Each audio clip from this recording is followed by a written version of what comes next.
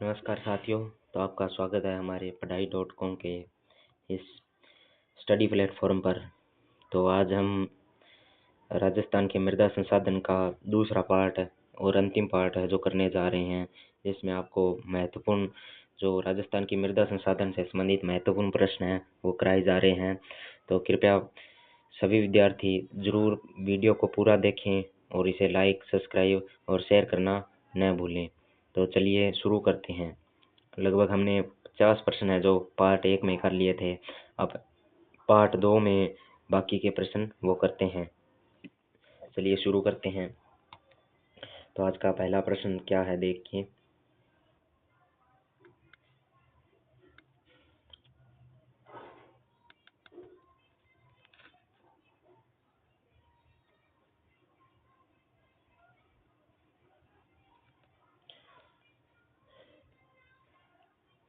देखिए आज का पहला प्रश्न, वह मिट्टी जो वनस्पति उगाने में अनुपयुक्त है।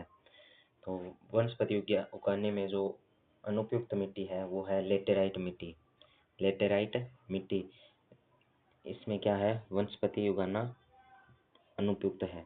इसमें वनस्पति है वो नहीं पनप सकती। अगला है, राज्य की सबसे अनुपजाऊ मिट्टी है। तो राज्य में सबसे अनुपजाऊ मिट्टी है वो है लवणीय मिट्टी। अगला प्रश्न है, वह कौन सी प्रक्रिया है जिसमें पश्चिमी राजस्थान की मिट्टियां अम्लीय तथा क्षारीय हो जाती है। तो सी नंबर ऑप्शन, नीचे से ऊपर की ओर कोशिकाओं द्वारा जल रिसाव। इससे क्या होता है, सेम आने लगती है। जो सतह पर पानी का आना स्टार्ट हो जाता है जिससे मृदा अनुपजाऊ हो जाती है और उससे मृदा पर जो शोरा कहते हैं हम, वो जमना भी स्टार्ट हो जाता है। अगला प्रश्न है, मिट्टी अपरदन को रोका जा सकता है। तो मृदा अपरदन को रोका जा सकता है पशुओं को क्या है, चारागाहों में चराया जाए। अगर अनावश्यक पशुओं को चराना बंद कर दे तो भी रोका जा सकता है। वृक्षों की पट्टी लगाएं, यह सबसे कारगर उपाय है। अगला है, बहते हुए जल की मात्रा में कमी करना, बांध आदि बनाकर। तो तीनों ऑप्शन सही करेक्ट है। अगला है, ब्लैक कॉटन मिट्टी कहलाती है। जो ब्लैक कॉटन मिट्टी है उसे काली मटियार दोमट मृदा भी कहते हैं। तो जो गन्ना और कपास है उसके लिए सर्वाधिक उपजाऊ या उपयोगी मिट्टी है वो है काली मटियार दोमट मिट्टी। गन्ना के लिए भी उपयोगी है। अगला प्रश्न है, हाड़ौती पठार की मिट्टी है। तो हाड़ौती पठार की मिट्टी है मध्यम काली मिट्टी। अगला है, खसरा संबंधित है। तो खसरा कहते हैं भूमि का क्षेत्र। अगला प्रश्न है, राज्य की सीमा पर नदी द्वारा भयंकर कटाव होता है। तो मध्य प्रदेश राजस्थान की सीमा पर तो जो कोटा का क्षेत्र है, करौली धौलपुर, वहाँ क्या है, चंबल नदी बहती है। इससे मृदा का अपरदन है वो जल द्वारा होता है। इससे डांग क्षेत्र विकसित होता है। अगला प्रश्न देखिए, राजस्थान में केंद्रीय भू संरक्षण बोर्ड का कार्यालय स्थित है। तो राजस्थान में केंद्रीय भू संरक्षण का कार्यालय है वो है कोटा में। अगला प्रश्न है, मिट्टी का गठन क्या है। तो मिट्टी का गठन है, इसका संबंध कणों के आकार से है। तो मिट्टी का गठन कणों का आकार होता है। अगला प्रश्न देखिए, राजस्थान में मिट्टी के संबंध में सही उत्तर। तो थार के मरुस्थल में ग्रेनाइट और बलुआ पत्थर सेलों से बलुई मिट्टी का निर्माण हुआ है। तो यह है क्या है, बिल्कुल सही है, करेक्ट ऑप्शन है। अगला है, दक्षिणी भाग में ग्रेनाइट नीस क्वार्ट्जाइट सेलों से लाल लोमी मिट्टी का निर्माण हुआ है, यह भी सही है। अगला है, दक्षिण पूर्वी भाग में बेसाल्ट लावा से क्षरण से काली मिट्टी का निर्माण हुआ है, यह भी सही है। दक्षिण भाग में फास्फोटिक सेलों के क्षरण से मिश्रित लाल मिट्टी का निर्माण हुआ है, यह ऑप्शन है वो गलत है। तो 1, 2, 3 ये तीनों क्या है, सही है। अगला प्रश्न देखिए, रेतीली मिट्टी राज्य के पश्चिमी जिलों में विस्तृत है। इस मिट्टी में बालू की मात्रा कितनी होती है। तो इसमें 73 से 90% जो बालू की मात्रा होती है। रेतीली मिट्टी में 73 से 90% बालू की मात्रा होती है। अगला प्रश्न है, राज्य में लाल दोमट मिट्टी पाई जाती है। तो उदयपुर और डूंगरपुर में लाल दोमट मिट्टी पाई जाती है। अगला प्रश्न है, किस मिट्टी में 64% से 85% रेत का मिश्रण होता है। तो जो सतही मिट्टी होती है, जो हमारी धरती के सतह पर जो मिट्टी पाई जाती है उसमें 64 से 85% रेत का क्या है, मिश्रण होता है। अगला है, कथन कारण है, इन्हें स्पष्ट करना है। राज्य में पश्चिमी जिले वायु द्वारा मिट्टी के अपरदन की समस्या से अधिक ग्रसित है। सही बात है कथन। तो इन जिलों में बलुई मिट्टी पाई जाती है और इस मिट्टी में कणों का बिखराव अधिक होता है। तो ए और आर दोनों सही है और जो कारण है आर है वो ए का सही स्पष्टीकरण भी हम कह सकते हैं। अगला प्रश्न है, राज्य में दक्षिण में छप्पन के मैदान में कौन सी मिट्टी पाई जाती है? तो छप्पन के मैदान में राज्य के दक्षिण में जो छप्पन का मैदान पाया जाता है उसमें लाल रेतीली कछारी मिट्टी हमें देखने को मिलती है। लाल रेतीली और कछारी मिट्टी। अगला प्रश्न है, निम्न में से राज्य की कांपीय मिट्टी की विशेषता है? तो कांपीय मिट्टी या काली मिट्टी है उसकी क्या विशेषता है? तो इसमें जल संचयन की मात्रा अधिक होती है, क्षमता अधिक होती है, सिंचाई उपलब्ध होने पर अधिक उपज देती है, नदियों द्वारा लाई गई तलछट से बनी है। तो उपयुक्त सभी। जल में किसकी अधिकता से मिट्टी क्षारीय हो जाती है? तो सोडियम कार्बोनेट की अधिकता से जल की जो मिट्टी है वो क्षारीय हो जाती है। अगला प्रश्न है, चंबल और माही बेसिन में पाई जाने वाली मिट्टी का प्रकार है? तो काली मटियार जो दोमट है वो चंबल और माही बेसिन में पाई जाती है। अगला प्रश्न है, राज्य के कौन से क्षेत्र वायु अपर्दन से प्रभावित है? जो पश्चिमी शुष्क मैदानी क्षेत्र है वो क्या है? वायु अपर्दन से प्रभावित है, क्योंकि यहाँ जो रेतीली मिट्टी पाई जाती है उसके कण बड़े हैं और उसमें उनमें जल धारण करने की क्षमता तो है लेकिन वो जल को ज़्यादा देर तक रोक के नहीं रह सकते। तो अगला जिस कारण क्या है, जो मिट्टी है वो जल से मुक्त होकर, यानी जो उसमें जल होता है वो वाष्प द्वारा उड़ जाता है और वो मिट्टी क्या है वो कण जैसे वैसे के वैसे रह जाते हैं और वो हवा के साथ उड़ जाते हैं, जिससे पश्चिमी जो शुष्क मैदानी क्षेत्र है उसमें जो वायु अपर्दन है वो सर्वाधिक होता है। अगला प्रश्न है, जलोढ़ मिट्टी राज्य के किस भाग में पाई जाती है? तो जलोढ़ मिट्टी है वो राज्य के पूर्वी भाग में पाई जाती है। ऑप्शन ए, राज्य के पूर्वी भाग में जलोढ़ मिट्टी पाई जाती है। अगला प्रश्न है, राजस्थान के किस जिले में कछारी मिट्टी नहीं पाई जाती? तो राज्य का जो बाड़मेर जिला है उसमें कछारी मिट्टी है वो नहीं पाई जाती। अगला प्रश्न देखिए,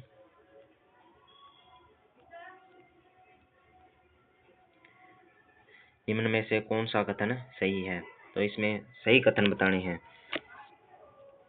राजस्थान की लगभग 7.2 लाख हेक्टेयर भूमि क्षारीय और लवणीय है। राज्य की लगभग 7.2 लाख हेक्टेयर भूमि है जो क्षारीय और लवणीय है।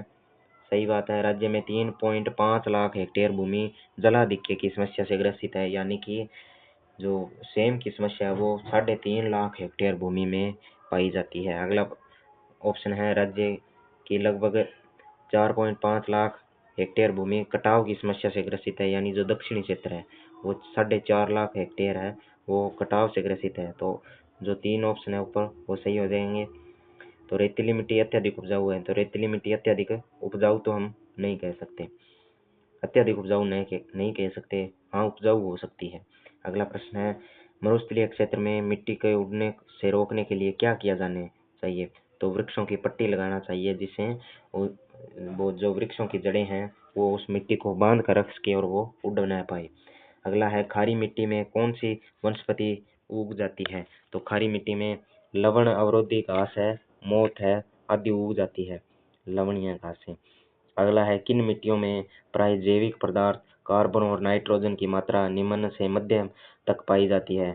तो भारी मिट्टी में, मध्यम भारी मिट्टी में और गहरी मध्यम मिट्टी में उपयुक्त सभी ऑप्शन हैं वो सही होंगे। अगला प्रश्न है, किस मिट्टी में लौह तत्व की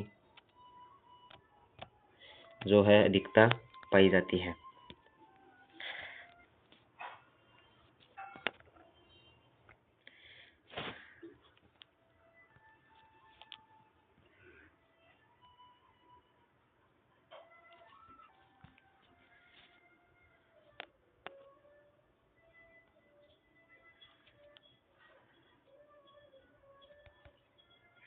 तो लौह तत्व की अधिकता वाली मिट्टी हमें बतानी है। तो लाल दोमट मिट्टी में लौह तत्व है वो अधिक पाया जाता है, लाल दोमट मिट्टी। अगला प्रश्न है, फसल व उसकी उपयुक्त मिट्टी को सही सुमेलित करना है। तो जो गेहूं है वो 4 नंबर, यानी कि भूरी दोमट मिट्टी, गेहूं भूरी दोमट मिट्टी, भूरी दोमट। बाजरा, बाजरा है बलुई रेतीली मिट्टी, बलुई रेतीली मिट्टी। बाजरा क्या है? बलुई रेतीली, इसमें हो जाएगा बाजरा। अगला है कपास, कपास में काली दोमट मिट्टी, कपास यह क्या है? काली दोमट मिट्टी है, वो गन्ना के लिए भी उपयुक्त होती है। और मक्का के लिए लाल दोमट, मक्का दक्षिणी क्षेत्र में मक्का चित्तौड़गढ़ भीलवाड़ा क्षेत्र में सर्वाधिक उत्पादित होता है। अगला है राजस्थान में सबसे अधिक क्षेत्र पर किस मिट्टी का विस्तार है? तो राज्य में भूरी रेतीली मिट्टी है, वो सर्वाधिक क्षेत्र पर पाई जाती है। अगला प्रश्न है मिट्टी के निर्माण में सहायक कारक निम्न है। तो मिट्टी के निर्माण में कौन कौन से कारक है वो सहायता करते हैं? तो आधारी चट्टान नहीं सहायता करती, स्थानीय जलवायु और जो जैविक पदार्थ है वो मिट्टी के निर्माण को सर्वाधिक प्रोत्साहित और सर्वाधिक सहायक है। 2 और 3। अगला प्रश्न है राज्य में के मध्य क्षेत्र जिलों में कौन सी मिट्टी पाई जाती है? जो सिरोजी मिट्टी है वो राज्य के मध्य क्षेत्र में पाई जाती है। अगला प्रश्न देखिए, राजस्थान में मरुस्थलीयकरण का मूल कारण क्या है? तो राजस्थान में मरुस्थलीयकरण का मूल कारण है वो है वर्षा की न्यूनता। वर्षा की न्यूनता राज्य में वर्षा जो मरुस्थलीकरण का मूल कारण है। अगला प्रश्न है राजस्थान में कहाँ से मृदा स्वास्थ्य कार्ड योजना शुभारंभ की गई? तो सूरतगढ़ गंगानगर से मृदा स्वास्थ्य कार्ड योजना है उसकी शुरुआत की गई। अगला प्रश्न है अम्लीय मिट्टी को कृषि योग्य बनाने के लिए उपयोग, अम्लीय मिट्टी है उसे कृषि योग्य बनाना है तो उसके लिए हमें चूना पत्थर का इस्तेमाल करना होगा। तो जिससे अम्लीय मिट्टी है उसका पीएच मान है वो संतुलित होगा और मिट्टी है वो उर्वरक हो जाएगी। अगला प्रश्न है राजस्थान के कुल भौगोलिक क्षेत्रफल का कितना भाग मिट्टी अपरदन से प्रभावित है? तो 5/3 यानी 5/3 भाग। अगला प्रश्न है काजरी केंद्रीय शुष्क क्षेत्र अनुसंधान संस्थान कहाँ है? तो जोधपुर में। अगला है राज्य में मिट्टियों के संबंध में कौन सा कथन गलत है? तो राज्य में लाल मिट्टी का निर्माण फास्फेट युक्त चट्टानों के क्षरण से हुआ है, यह है क्या है? गलत है। यह प्रश्न हम पहले भी कर चुके हैं। अगला प्रश्न देखिए, पीली मिट्टी के क्षेत्रों में कौन सी फसल अधिक बोई जाती है? तो पीली मिट्टी के क्षेत्र है उनमें मूंगफली की फसल है वो अधिक बोई जाती है, मूंगफली की फसल। अगला है रंग एवं गठन के आधार पर बनास बेसिन में पाई जाने वाली मिट्टी कौन सी है? तो रंग व गठन के आधार पर भूरी मटियार दोमट मिट्टी है वो बनास बेसिन में पाई जाती है। अगला प्रश्न है राज्य के किस जिले में काली मिट्टी नहीं पाई जाती? तो सीकर जिला है उसमें काली मिट्टी नहीं पाई जाती। अगला प्रश्न है किस मिट्टी में चूना, नाइट्रोजन व ह्यूमस की मात्रा की कमी पाई जाती है? जो लेटेराइट मृदा है इसे क्या कहते हैं? अनुपजाऊ मृदा भी कहते हैं। इसमें वनस्पति विकसित करना पाना संभव नहीं है। अगला प्रश्न है राजस्थान में बीहड़ भूमि का सर्वाधिक विस्तार किस जिले में है?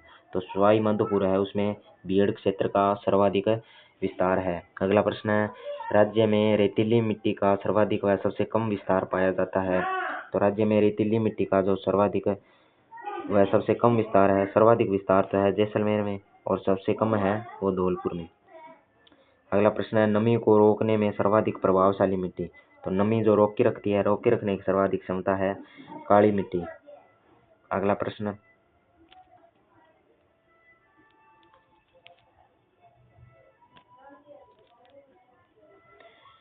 256 मिलीमीटर या अधिक व्यास के कण क्या कहलाते हैं? तो 256 मिलीमीटर से अधिक व्यास के कण हैं उन्हें कहते हैं बोल्डर, बोल्डर कहा जाता है। तो अगला प्रश्न है निम्न में से कौन सा असत्य है? तो असत्य कथन बताना है। राजस्थान में अधिकांश भागों में बालू मिट्टी पाई जाती है, सही बात है। राजस्थान में घग्गर जैसी नदी भी मिट्टी में विलीन हो जाती है, सही बात है। अगला है वर्षा का जल रेतीली मिट्टी में शीघ्र विलीन नहीं होता, यह गलत है। तो शीघ्र विलीन हो जाता है, ये होना चाहिए था। बालू मिट्टी में पानी शीघ्र सोख लेती है, सही बात है, लेकिन यह रोक के नहीं रख सकती, नमी को रोक के नहीं रख सकती बालू मिट्टी है, इसी कारण यह अनुपजाऊ या कम उपजाऊ होती है। अगला है मरुभूमि में वायु मिट्टी अपरदित होकर एक स्थान से दूसरे स्थान पर ले जाने या बिछाने की क्रिया क्या कहलाती है? तो वो वायु द्वारा अपरदन या वायु अपरदन, मृदा का वायु अपरदन भी कहलाता है। अगला है क्षारीय मिट्टी का पीएच मान। तो 7.6 से अधिक अगर पीएच मान मिट्टी का है तो वह मिट्टी क्षारीय मिट्टी की श्रेणी में रखी जाती है। अगला प्रश्न है मृदा की उर्वरा शक्ति को बनाए रखने के लिए कौन सी खाद प्रयुक्त की जाती है। तो गोबर वह हरी खाद है वो मृदा की उर्वरा शक्ति को बनाए रखने के लिए प्रयोग की जाती है। अगला प्रश्न है राजस्थान के अरावली पर्वतीय प्रदेश में मृदा अपरदन का क्या कारण है। तो अरावली जो क्षेत्र है उसमें मृदा अपरदन का क्या कारण है। तो उसमें क्या हो रहा है, अत्यधिक पशुचारण हो रहा है, वनोन्मूलन व वालरा कृषि यानी कि वनों को जलाकर कृषि की जा रही है और वनों का नाश किया जा रहा है और अविवेकपूर्ण कृषि की जा रही है और अन्य जो कई प्रकार से चट्टानें भी जो है सरकार द्वारा कटवाई जा रही है। इस कारण जो अरावली पर्वतीय प्रदेश है उसमें मृदा का अपरदन निरंतर जारी है। अगला प्रश्न है राजस्थान में भूमि कटाव रोकने के लिए प्राथमिक भू परिष्करण की कौन सी क्रिया उपयुक्त है। तो भूमि कटाव है उसको रोकना है तो उसके लिए उपयुक्त क्रिया क्या है। तो उसके लिए मेड़बंदी है। तो वो भूमि कटाव को मेड़बंदी द्वारा रोका जा सकता है। अगला प्रश्न है मिट्टी में लवणीकरण की समस्या अधिकांश संबंधित है। तो लवणीकरण की समस्या अधिकांश है वो शुष्क क्षेत्रों से संबंधित है। अगला प्रश्न है राज्य के सर्वाधिक क्षेत्रफल निम्न में से कौन सी मिट्टियां पाई जाती है। एंटीसोल्स और एरिडोसोल्स है वो सर्वाधिक क्षेत्रफल में पाई जाती है। अगला प्रश्न है राज्य में कौन सी मिट्टी में सर्वाधिक नाइट्रोजन की मात्रा पाई जाती है। तो काली मिट्टी होती है उसमें सर्वाधिक नाइट्रोजन पाया जाता है। अगला प्रश्न है निम्न में से राज्य के किस भाग में दोमट मृदा का अभाव है। तो गंगानगर क्षेत्र है उसमें दोमट मृदा का अभाव है, बाकी इन जिलों में क्या है दोमट मृदा पर्याप्त मात्रा में पाई जाती है। अगला प्रश्न है बलुई व दोमट मिट्टी पर ही की जाने वाली पेपरमिंट की खेती जिसे शिवाला खेती भी कहते हैं के उत्पादित होने की मात्रा एकमात्र स्थान कौन सा है। तो खंडार सवाई माधोपुर। तो जो शिवाला खेती है वो कहाँ होती है, खंडार में होती है। खंडार कहाँ है, सवाई माधोपुर। अगला प्रश्न है निम्नलिखित में से राजस्थान के में किस श्रेणी की मिट्टी नहीं पाई जाती। तो एंटीसोल्स भी पाई जाती है राजस्थान में, एंटीसोल्स भी पाई जाती है, एरिडसोल्स भी पाई जाती है, एल्फीसोल्स भी पाई जाती है, हस्टीसोल्स है वो नहीं पाई जाती। अगला प्रश्न देखिए सूची 1 को सूची 2 से सुमेलित करना है। उसमें मृदा के प्रकार दे रखे हैं। सबसे पहले हैं एरिडीसोल्स। तो एरिडीसोल्स है वो शुष्क एवं अर्धशुष्क क्षेत्र में पाई जाती है। एरिडीसोल्स कहाँ पाई जाती है, शुष्क व अर्धशुष्क क्षेत्र में।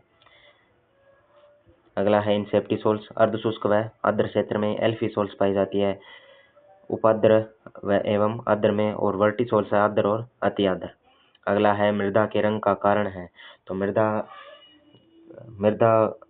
के जो विभिन्न रंग है उसके क्या कारण हो सकते हैं। तो खनिज पदार्थ एवं कार्बनिक पदार्थ है उसी के कारण मृदा के अलग अलग रंग है जो हमें देखने को मिलते हैं। अगला प्रश्न है अवनालिका अपर्दन कंदरा समस्या से सर्वाधिक प्रभावित जिला है।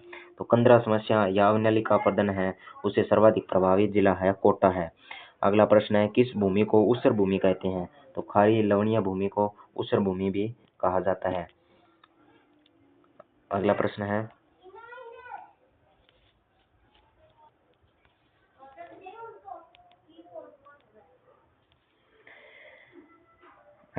है जोधपुर में किस वर्ष मरुस्थल वृक्षारोपण तथा अनुसंधान केंद्र डीपीआरसी खोला गया। तो सन 1952 में जोधपुर में डीपीआरसी का अनावरण या उद्घाटन किया गया। अगला प्रश्न है मिट्टी परिच्छेदिका का वास्तविक विकास होता है जब अपक्षित पदार्थ लंबे समय तक एक स्थान पर पड़े रहते हैं। तो मिट्टी की परिच्छेदिका का सर्वाधिक विकास हो पाता है। अगला प्रश्न है राजस्थान में लाल व कंकरीली मिट्टी मुख्यतः कहाँ पाई जाती है। तो राज्य में लाल व कंकरीली मिट्टी है वो कहाँ पाई जाती है, मध्यवर्ती पहाड़ी क्षेत्रों में। अगला प्रश्न है राजस्थान में प्रथम मिट्टी परीक्षण प्रयोगशाला जोधपुर में भारत सरकार की सहायता से कब खोली गई। तो 1958 में जोधपुर में जो प्रथम मिट्टी परीक्षण प्रयोगशाला है वो खोली गई। अगला प्रश्न है राजस्थान में वायु द्वारा मिट्टी अपरदन सबसे कम होता है। तो भरतपुर में वायु द्वारा मिट्टी अपरदन सर्वाधिक होता है। अगला प्रश्न है राजस्थान के किन जिलों में वर्टिसोल्स प्रकार की मृदा पाई जाती है, यानी काले रंग की मृदा है उसे वर्टिसोल्स मृदा में रखा जाता है। तो कोटा, बूंदी, झालावाड़ एवं बारां में पाई जाती है। अगला प्रश्न है कृषि के लिए सबसे अधिक उपयुक्त मिट्टी है, तो कछारी मिट्टी है वो कृषि के लिए सर्वाधिक उपयुक्त मिट्टी है। अगला प्रश्न देखिए,